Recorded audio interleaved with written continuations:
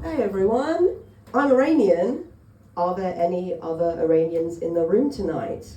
You're shaking your head. I like. Well, we're Lebanese. So. Oh no, of course. Okay, yeah, there we go. Allies, I suppose. Fair enough. So, it's really tough being a second-generation immigrant, right? Because even though I can speak fluent Farsi, I can only do so with a Cockney accent. It's just really hard because my friends, they're so impressed when I tell them I speak a second language, and I just don't have the heart to break it to them, but I actually sound like this. Salam baba, چطور هستی؟ من فقط میخواستم بگم I wasn't just a bit of a slag. I was a total slag. There was someone in the audience who didn't know who EastEnders was. I'm so sorry. Yes, I'm so sorry. I feel like, how on earth am I supposed to speak to my grandmother when I sound like an extra out of Middle EastEnders? I mean, it's just meant to be such a beautiful language, and I just absolutely butchered it. So, right, seriously, it's really tough being a second-generation immigrant, because there's a lot of pressure on you. You know, you have to succeed, to do well. But then, put yourself in my dad's shoes for a second. So, sorry, what's your name? Sarah, put yourself in my dad's shoes. How would you feel, right, if you had to escape a theocratic regime, so religious dictatorship, you don't know what that is. You'd escape a theocratic regime, you had to claim asylum in the UK, survive a war, just for your daughter to sit you down and say, Dad, I'm going to art school. How would you feel, Sarah? Pretty stressed out. Yeah, I would be fucking pissed.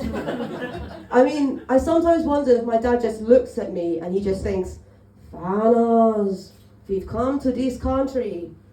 More freedom, more opportunities. And you repay me by getting a Simpson tattoo? Yeah, I don't blame him actually, to be honest. Right, so growing up was kind of weird, right? Because my dad really wanted me to assimilate.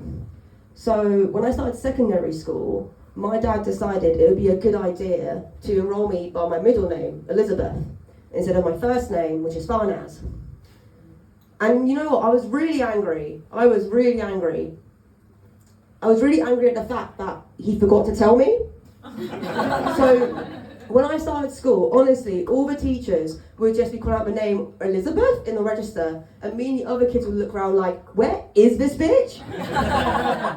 Like, it wasn't until my Spanish lesson when I was saying, mi amo Farnaz, and my Spanish teacher corrected me to, mi amo Elizabeth. It was at that point I thought, something's not quite right here. So, right, when I asked my dad, why he did what he did, he was like, but Farnaz, I just want people to think you're British. I said, Dad, I don't think I'm British. They think I'm in the witness protection program. So yeah, that was a really fun first day at school. You know what, I haven't actually worked this bit out yet, but I'm just going to do it anyway. You guys seem nice. Obviously, there's a war happening in Iran right now. It's a pretty hot topic in the news at the moment. I feel like how often Trump is like changing his mind about why he started the war and just the things he's saying, it's kind of giving mixed signals from your toxic ex. But you know what's been really nice? It's been really nice that my friends have been messaging me to check in, because I still have family out there, right? And when there's an internet blackout, you don't actually know if they're okay. It can be really scary. But it did get me thinking, this is the perfect time to be a fuckboy. I mean, anyone's can slide into my DMs right now. Do you know what I mean? Even my Uber driver asked me if I was okay. How does he even know I'm Iranian? Yeah, it's really tough, man. It's really tough. I'm gonna leave it there.